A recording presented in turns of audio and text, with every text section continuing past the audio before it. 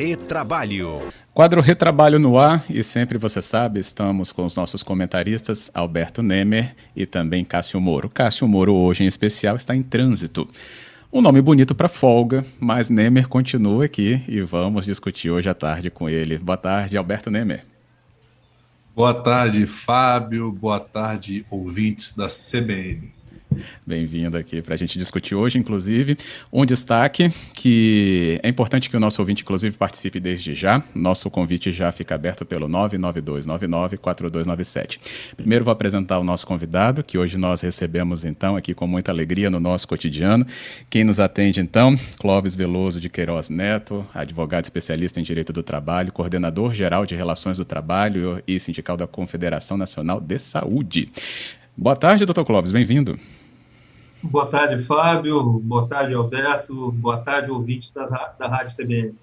Ótimo recebê-lo aqui. E o nosso destaque, então, está ligado aí à Lei 14.151, que determina o afastamento de gestantes do trabalho presencial, isso no período da pandemia. Muitas dúvidas ainda são geradas em relação a essa lei que trouxe, essa determinação do afastamento. E a lei, essa dúvida, no caso, doutor Clóvis, até iniciando aqui com uma pergunta, dúvidas que afetam tanto os trabalhadores ou as trabalhadoras, e os empregadores. Alguns motivos são mais comuns ainda de dúvida em relação a isso? Bom, Fábio, essa lei, uma lei recente, uma lei muito nova, publicada agora, no mês passado, foi uma surpresa até a sua sanção. Acreditávamos que ela poderia não ter sido sancionada, dado o momento. Inegável o valor, o que se busca proteger, mas o que é a trabalhadora e o nascituro, o bebê em gestação. Mas o momento que ela veio e como ela foi construída, é uma lei de apenas 2 artigos, que não dá margem a nenhum outro tipo de interpretação que não o afastamento da trabalhadora gestante do trabalho, não podendo remanejá-la, sou obrigado a colocá-la no trabalho remoto, no home office. Contudo, existem uma série de atividades no mercado de trabalho que não comportam um home office. Um exemplo clássico é os serviços gerais, o serviço de limpeza. Não existe home office, teletrabalho, numa atividade como essa. Isso é uma de inúmeras outras atividades que pegou o setor produtivo extremamente de surpresa.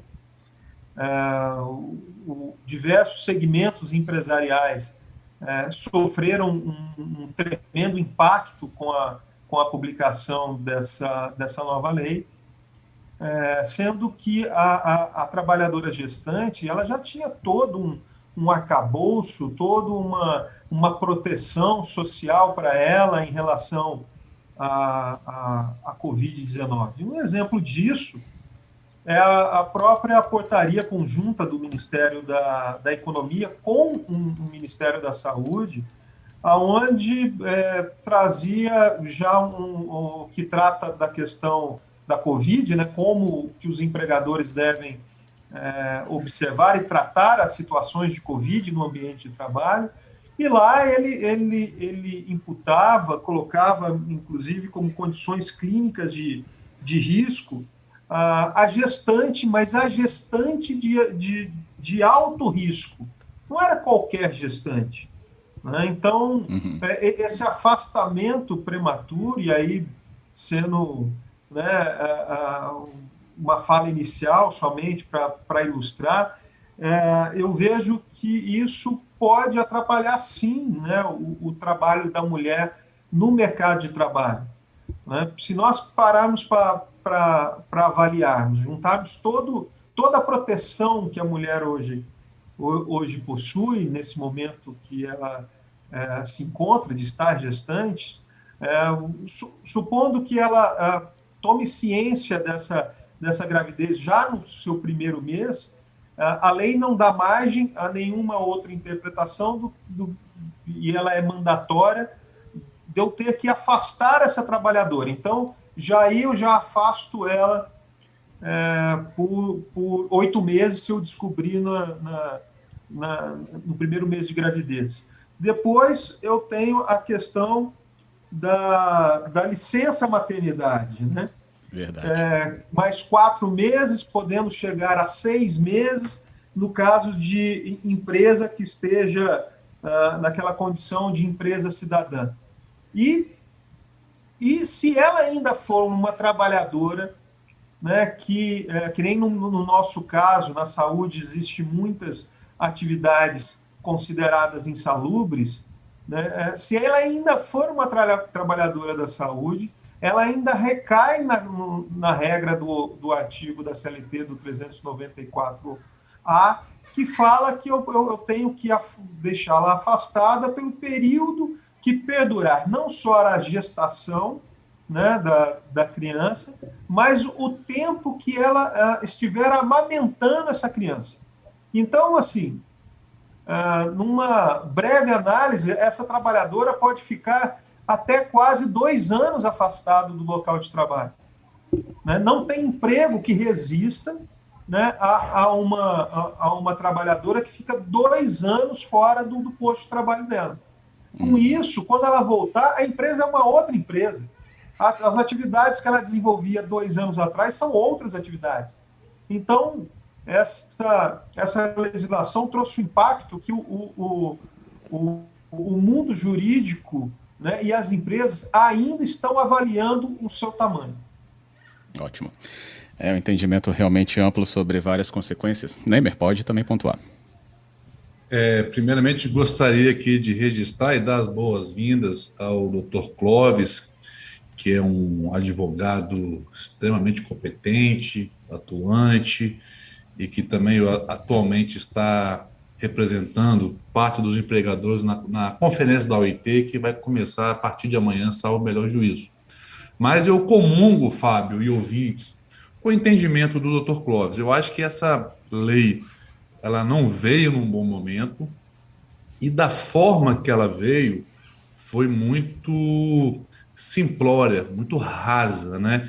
Porque ela nivela todas as empregadas e todas as empresas com a mesma régua, não possibilitando eventuais tratamentos diferenciados. E isso, de consequência indireta, eu comungo também que pode gerar um certo preconceito na hora de se contratar mulher.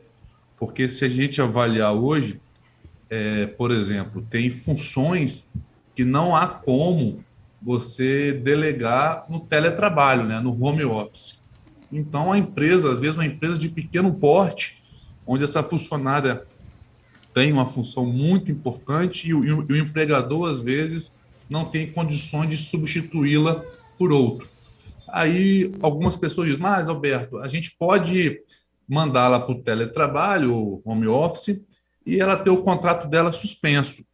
E eu concordo que é possível, sim, mas essa suspensão tem limite e gera também mais uma estabilidade para a empregada. E isso também pode gerar mais um passivo que, às vezes, a empresa não vai conseguir cumprir. Inicialmente, essas são as considerações, Fábio. Sim. Agora, Dr. Clóvis, nesse sentido também, né, tem prejuízo, então, né? E esse prejuízo ainda, pelo visto, ele não acho que, não sei se a palavra é percebido, mas talvez, né, os impactos, sim, ao longo prazo, como você também bem traçou e o Neymer lembrou. Agora, existe um prazo, né, apesar da possibilidade dos 2 anos, o máximo, né, desse afastamento acontecer diante desta lei, então, colocada? Bom, a lei está calcada num fator, né? Ela está alicerçada na situação de estarmos num estado de emergência nacional. Então, ela fica afastada enquanto estivermos numa situação de emergência nacional. Ao meu entender, revogando essa portaria do Ministério da Saúde, que decretou o estado de emergência nacional em virtude da Covid, a lei, né, que se baseia nesse fato, ela perde a sua eficácia.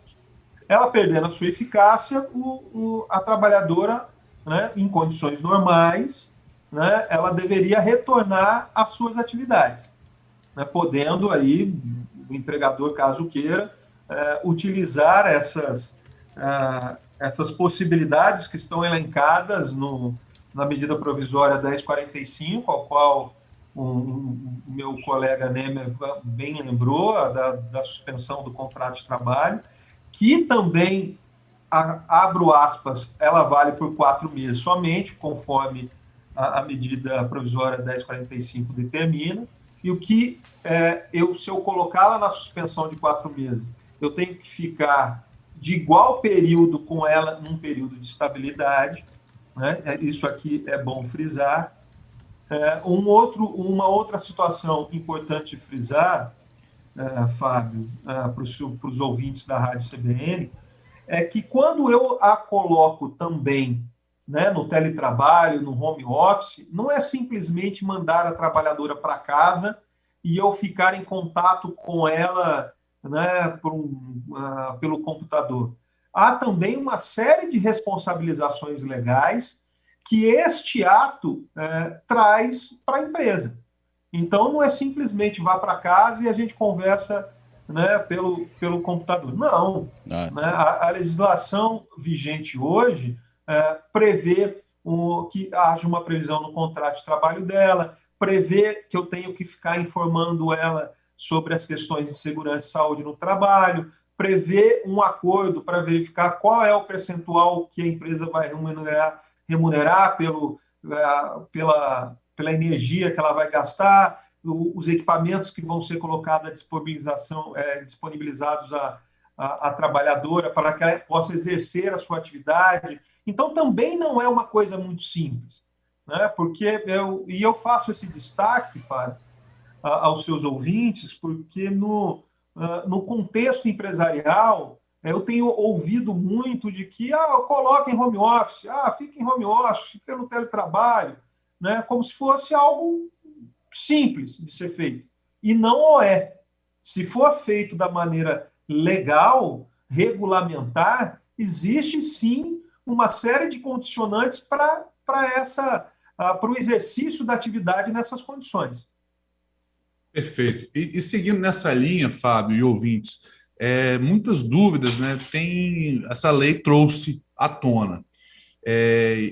Algumas dúvidas são, por exemplo, se minha função não cabe no teletrabalho, eu posso continuar trabalhando na empresa? Não, não pode. Independentemente da sua função não ser possível de ser executada no teletrabalho, a lei não dá margem, você tem que ir para o teletrabalho. Então, algumas sugestões que têm ocorrido eventualmente, durante o período do teletrabalho, né, do home office, a empregada pode ter a sua função alterada. Agora, as empresas têm que tomar muito cuidado ao alterar essa função, porque a empregada não pode ter sua função alterada para pior, né? E se for alterar para outro tipo de função, tem que ficar atento à questão de salário, para também não gerar prejuízo à empregada. E uma outra dúvida que eu gostaria de trazer também para o debate é sobre se a minha função não tiver como executar no teletrabalho, Fábio e Clóvis, mas eu for designado para o teletrabalho, eu vou ficar sem salário, vou ter salário. Então, se mesmo a empregada não tendo trabalho no home office, a empresa vai ter que estar custeando esse salário. Ou seja, realmente é um problema que o legislador poderia trazer novas funções, tratar de forma diferente os desiguais. E aí eu chamo a atenção que isso pode ser eventualmente resolvido com os sindicatos, né? Esse é um debate que eu gostaria de trazer aqui para o meu amigo Clóvis, porque a gente sabe que os sindicatos podem negociar sobre o legislado. Então, eu acredito que os sindicatos patronais, junto com os sindicatos dos empregados, podem eventualmente debater e criar eventuais regras flexíveis também para poder viabilizar aí o trabalho das mulheres grávidas. O que você acha disso, Clóvis? Nemer, eu acho que é um tema extremamente sensível. Primeiro, passaríamos por um processo de convencimento do sindicato de abrir uma linha de negociação neste momento. Eu não sei nem se o sindicato conseguiria autorização, né, em Assembleia Geral para negociar essa temática, dado que como a lei ela é muito, e aqui nós estamos destacando isso a todo momento, ela é muito rasa, e ela traz todas as garantias, né, para a trabalhadora, assim, ou vai para o home office, ou como lembrou muito bem o Alberto, ela vai para o home office sem exercer sua atividade, ou seja, ela vai para casa sem exercer suas atividades e vai continuar recebendo a sua remuneração integral, porque a lei também aborda essa questão, que não pode haver perda para a trabalhadora afastada ou colocada em home office. Então, eu não vejo nesse momento, e como ela tem, né, dentre as garantias todas dela, eu não posso demitir uma trabalhadora nessa condição, esse processo para haver essa negociação, teria que haver um bom senso também por parte dos sindicatos dos trabalhadores em abrir uma negociação sobre isso. Neste momento, pelo menos o sentimento que tenho, é de que isso não vai ocorrer de uma maneira muito simples. Correto. Tem um ponto atual, e esse acho que viria como consequência mesmo, mas a lei, né, também veio aí dessa forma aí repentina, que é a questão da imunização para gestantes, né, que está acontecendo, inclusive, a pleno vapor, e quando essa imunização chega a essas mulheres. Algo que mude a definição do afastamento também, doutor Clóvis, e Nemer também pode comentar. Fábio, infelizmente hoje não há. Independente da trabalhadora gestante estar imunizada ou não, a lei não dá margem ao fato dela já estar imunizada, ela voltar ao trabalho. De novo, é uma lei de apenas 2 artigos, que não dá esse tipo de abertura. Inclusive, aproveitando a pergunta, como eu disse na minha primeira fala, é inegável o objetivo, é inegável e louvável o objetivo da lei. Eu acho, ao meu entender, o legislador ele apenas pecou em transferir totalmente o ônus dessa proteção ao empregador. Deveria, sim, ser visto como uma política pública de proteção à mulher e ao bebê, né, ao seu bebê, uma política, né, de Estado, onde o Estado e não o empregador seria o responsável por arcar com essa proteção. E eu chamo a atenção de mais uma questão, Fábio. Quando saiu a reforma trabalhista, né, lá atrás, em 2000 foi 2019, né, agora até eu já me perdi aqui da reforma. 2017, muito se falou, obrigado, né? Muito se falou, né, no meio jurídico, se fala muito na questão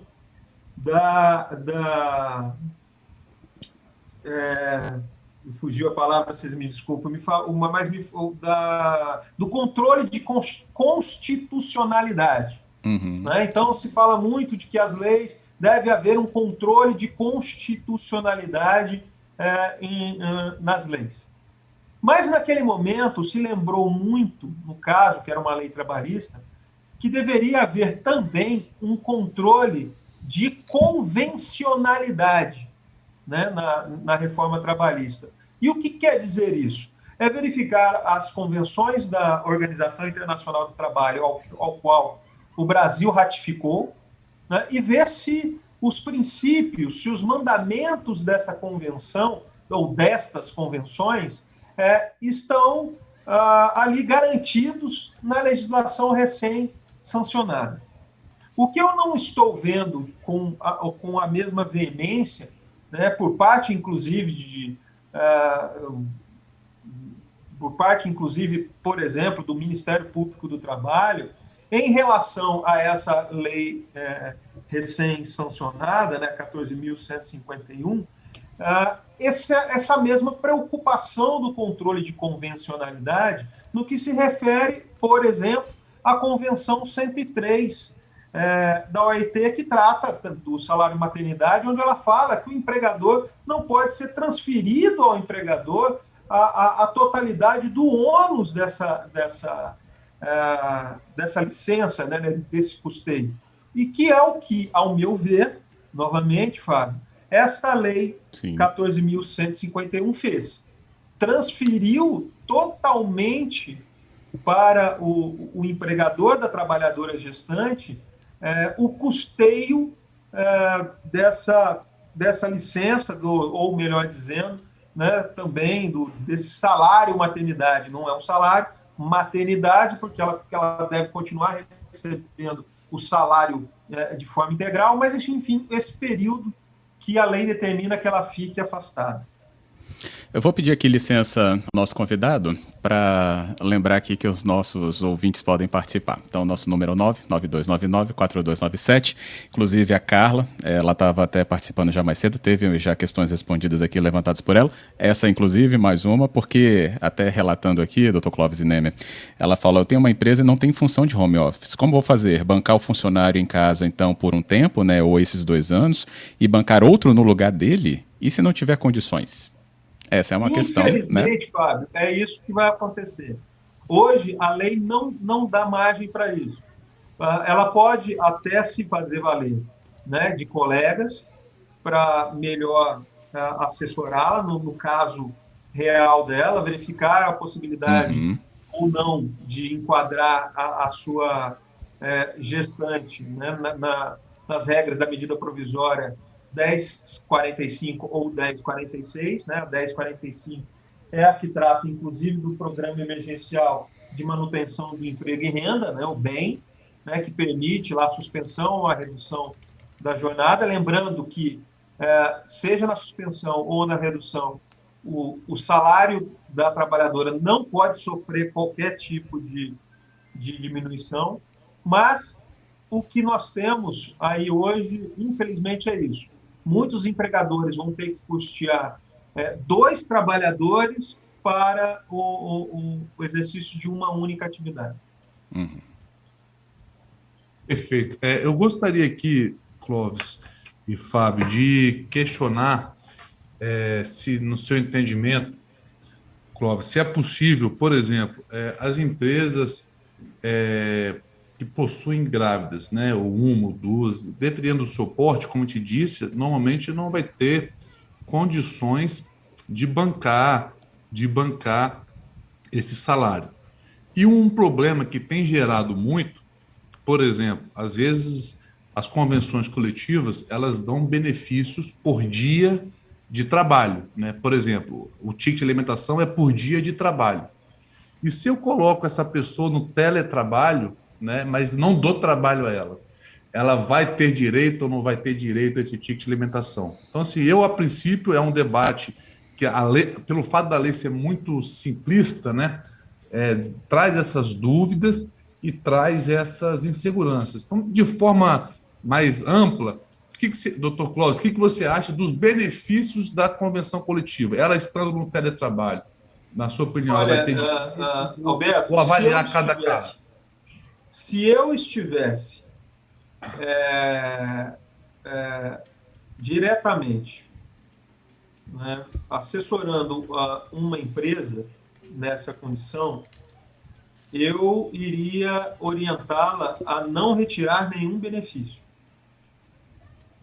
Eu acredito que, ao você retirar algum benefício da trabalhadora, a Justiça do Trabalho facilmente poderia ser levada a entender que houve sim uma diminuição no rendimento dessa trabalhadora.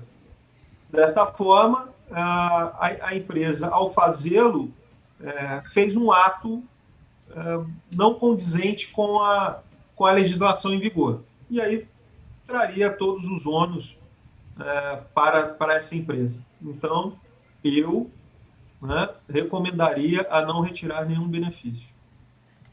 Legal. Perfeito. Bem, o nosso tempo... Desculpa, Nemer? Desculpa, não, só queria dizer que eu concordo com o Dr. Clóvis. Ah, ok. Eu falava que o nosso tempo é cruel, né? Ele, né, nos limita aqui a um determinado período e esse tempo então se esgota. Eu queria agradecer muito o Dr. Clóvis Veloso de Queiroz Neto conosco. É um debate realmente muito atual, né? Desde que quando a lei saiu, esse quadro se dedicou a trazer explicações iniciais, mas volta a se debruçar sobre isso porque realmente as consequências são enormes. O nosso convite, inclusive, fica aberto para que uma nova oportunidade aconteça de conversar com o senhor, Dr. Clóvis. Por hoje, muito obrigado. Fábio, eu que agradeço a oportunidade, agradeço ao colega e amigo Alberto Nemer também pela oportunidade e fico à disposição à Rádio CBN Vitória. Agradeço. E é isso. Nemer, obrigado também, hein? Muito obrigado, Fábio. Obrigado, meu amigo Dr. Clóvis. E também gostaria de agradecer a todos os ouvintes, na pessoa hoje de um ouvinte especial que conseguiu um sinal de internet que está em trânsito, que é o nosso amigo Cássio Moro. Então fica aqui um abraço, Cássio. Obrigado ao Cássio Moro, em trânsito hoje, mas nos deixando aqui também, né, muito a par também das últimas discussões, certeza que ele está atento também a isso. Obrigado aos nossos dois convidados de hoje.